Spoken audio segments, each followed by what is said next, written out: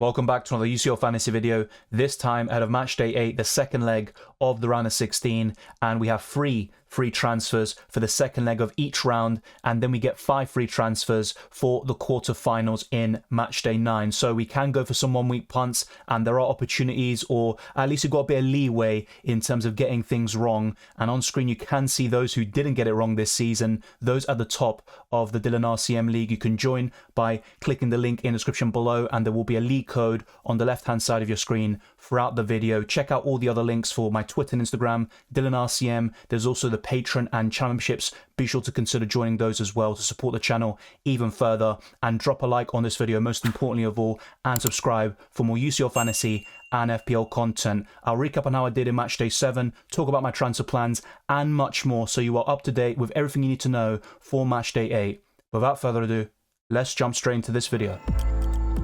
I scored 61 points in Matchday 7, and it wasn't enough to secure a green arrow. I went down to 5,100 in the world. It's still a good season up until this point. I believe I'm higher than I was at this stage last year, but there were 2 reasons why I had an average week in Matchday 7, and one of them was the captaincy. 4 opportunities at nailing it, and I didn't get any of them right. And if I had gone for Mbappe over Vinicius, not only is that an 8-point difference between the two, as Mbappe scored and got the player of the match against Real Sociedad and Vinicius got booked, but also I would have captained Mbappe over Harry Kane on the second day. And those that went for De Bruyne or Foden captain, fair play. You nailed it down from the beginning, and you didn't have to change it at all throughout the rest of the round of 16, the first leg. But I'm hoping to nail down the captaincy next time round. I'm very confident that I will be able to do so. And let's wait and see what happens, because anything can happen in knockout football, and the Champions League is full of surprises. But on a more positive note, I went for Lunin and De Bruyne as quite late transfers in my deadline stream. I showed it on screen and it was kind of hectic, but in the end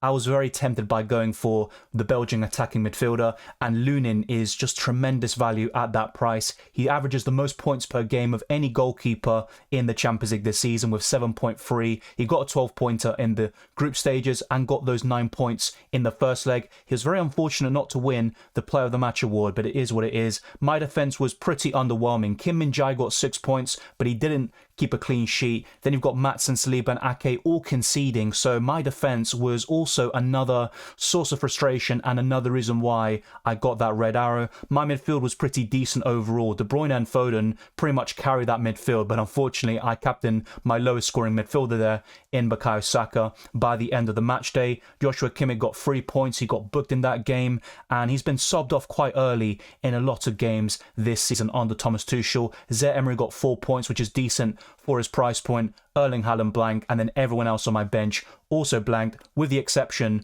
of Jan Sommer, but I didn't need to bring him in because Lunin got 9 points. There's no way a goalkeeper is going to top that unless you're Dubravka versus Areola, which you'll see in FPL. But that is my Matchday 7 performance. It was okay. There were some high points with De Bruyne and Lunin being brought in quite late. Phil Foden also delivered big time. Kim Min-jae getting 6 points despite conceding just goes to show what a good UCL fantasy asset he is. But still quite disappointing for the likes of Erling Haaland, Kane and Vinicius. 3 premium forwards all blanking. That's not going to happen in Matchday 8. I'm very confident that that will be the case, and that could also help with my captaincy choices and nailing it down finally, because sometimes it might seem like it's easy. You're going to get that right and you're going to get a lot of points from your captain with 4 opportunities, but you can just see sometimes football doesn't turn out in the way you expect. Let's now move on to how my team looks like without making any transfers for Matchday 8.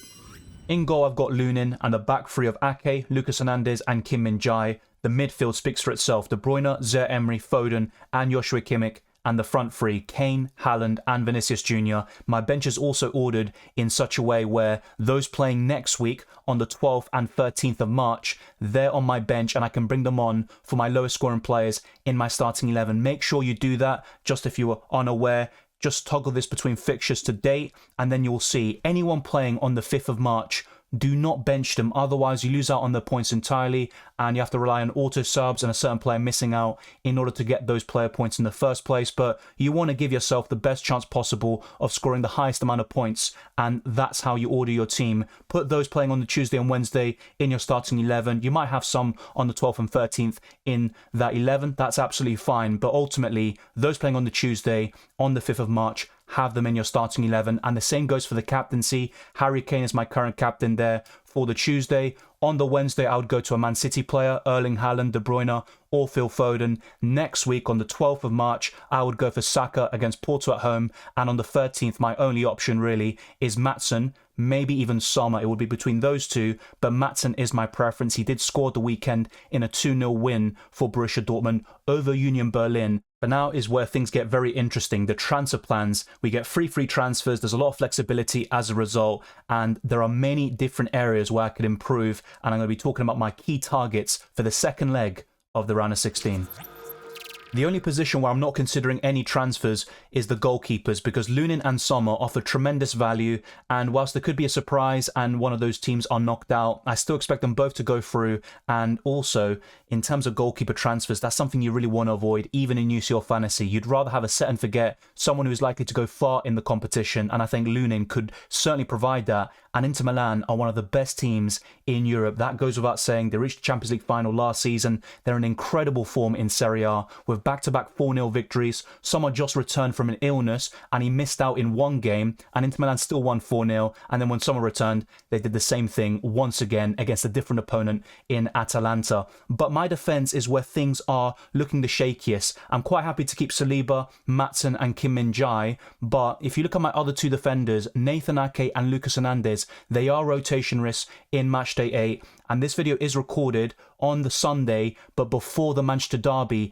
If the likes of Nathan Ake and De Bruyne start, I would be very worried about them starting in Matchday 8 because they have Liverpool at the weekend. They've got a massive game there, which could actually settle the title potentially, and it could be really important in terms of momentum. And it goes without saying that it's the two favourites for the league battling it out. And I'm just not sure if the likes of Nathan Ake and De Bruyne are going to start 3 games in a week. And in the case of De Bruyne, he started against Luton Town just a couple of days ago. He got 4 assists for Kevin De Bruyne. And De Bruyne is certainly not going to start 4 games in a row. And that's where Copenhagen makes sense to bench the Belgian. Let me know your thoughts down in the comment section below. Maybe if De Bruyne is benched in the Manchester derby, or the same goes for Ake, that's when my confidence would definitely be restored. And I'd be happy and open to keeping them in my UCL Fantasy team. But assuming that De Bruyne and Ake start in the Manchester derby, and I expect them to be benched in the Champions League, I could go for Bellingham, who is certainly not a downgrade on De Bruyne, only in terms of price. Bellingham returned to the Real Madrid starting 11 against Valencia in a 2-2 draw,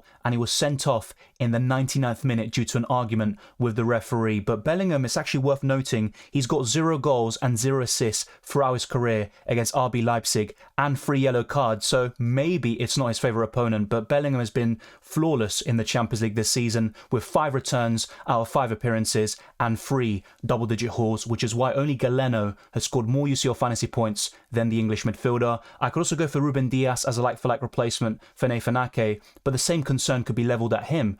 Maybe Diaz is going to be benched in Matchday 8. So that's where another Man City defender could come in, like a Kanji or Kyle Walker instead. But I'm backing Man City to keep a clean sheet against Copenhagen in the second leg of the round of 16. And another transfer I'm looking at making is Hakimi, because Lucas Hernandez was benched in Matchday 7. A couple of days later, he goes on to score against Nantes. And then afterwards, in the following 2 games where PSG dropped points and got consecutive draws, Lucas Hernandez was subbed off early on both occasions. And that's why I might just go for Hakimi, go for the attacking potential. But with Hakimi, I know a lot of you might have this perception that he gets a lot of goals or assists. He does throughout his career, but in the last 14 games for Paris Saint-Germain, only the 1 assist, and that's not particularly great, but I still like Hakimi as a UCL Fantasy option, and Marquinhos could be even better, but he's currently doubtful with a calf injury. Like I said, I cover all the injuries up until the weekend in my Limitless video, so there might be even further updates and injuries that have been added to it, and I'll talk about all of them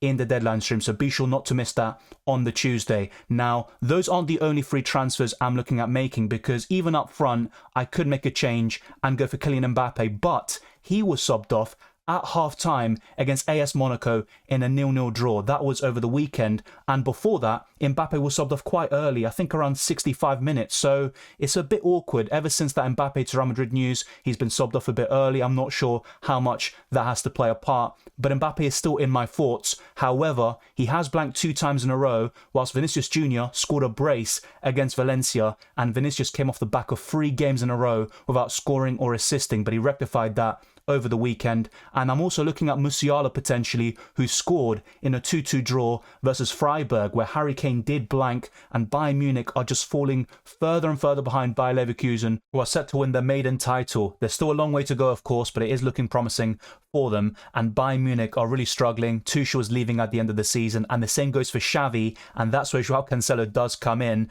And Napoli only have one victory out of the last 5. They do play Juventus tonight, and they might make it another important victory. But they won 6-1 in their recent game against Sassuolo. That was very impressive, and the likes of Osimhen and Kvaratskhelia had incredible matches. But Joao Cancelo and Barcelona have been picking it up recently, and I do fancy having one asset from that game. And of course, there could be a lot of goals on both sides, but Cancelo could certainly be involved. He delivered a massive haul against Porto in the group stages, and it wouldn't surprise me if he did something similar this time round. So they're not the only players I'm considering, of course, but these are the most likely players I'm going to bring in. But some alternative picks in each position do include Raya, Neuer, Ederson, and once Kobel is back from injury, I think is a good option. Those that went for him in Matchday 7 and saw him pick up that groin injury in the warm-up are very unlucky, to say the least. But I think the best goalkeepers in UCL Fantasy are Lunin, Sommer, Raya, Neuer, and Ederson. That is my top 5.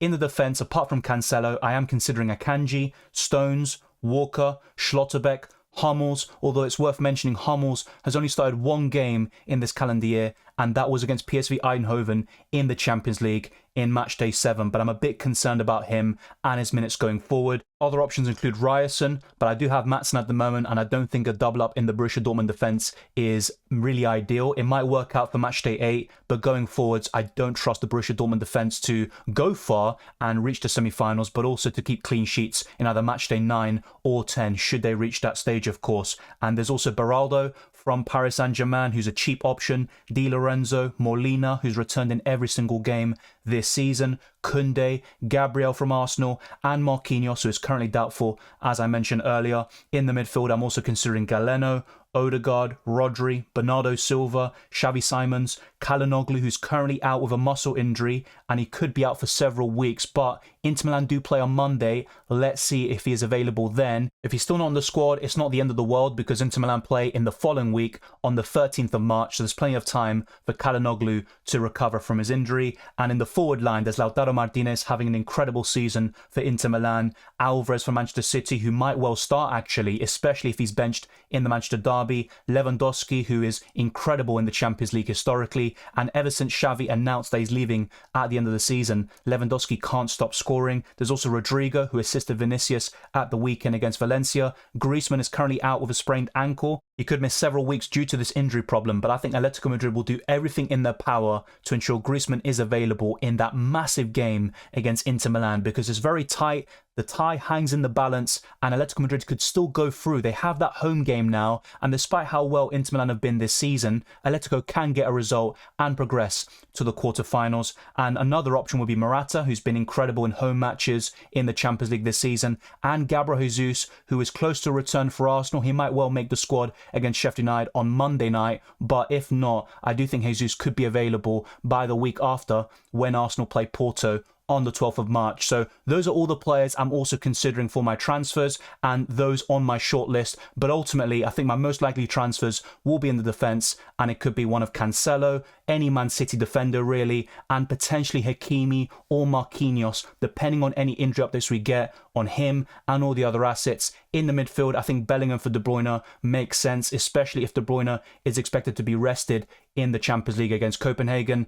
I think Mbappe for Vinicius is a move I won't make, but it is a possibility. If I were to make any move up front, it would be Mbappe for Vinicius, or potentially Harry Kane. That is something I'm considering. And if reliable sources indicate that Erling Haaland will be benched, he would be the one making way for Mbappe. So I'm quite flexible with my transfer plans. Even Kimmich could be on the chopping block, but I'm quite happy with most of my squad. It's just a few picks where I could make some progress, and I'm also a bit wary about Manchester City in terms of rotation. I don't think any other team will really rotate necessarily, but with Man City now being at home, facing a much weaker side, and also having that commanding lead, I think they're the team to look out for in terms of rotation, and it's not the first time we say that under Pep Guardiola. But I've covered everything you need to know for Matchday 8, all the players on my shortlist, the best players to buy in each position for UCL Fantasy, how I did in Matchday 7, and also the best captaincy options on each day. Thank you very much for watching this video. If you enjoyed it, or found useful, then be sure to smash the like button and subscribe for new. Let's try to get this video to the 200 likes, and let's keep on pushing towards 23k subscribers and beyond. You can follow me on Twitter and Instagram, DylanRCM, for all the latest FPL and UCL Fantasy updates, and also become a channel member or patron. There's also the Discord server and the UCL Fantasy League. All of that is there. I wish you all the best of luck for Matchday 8 and the rest of the season, and I'll see you next time.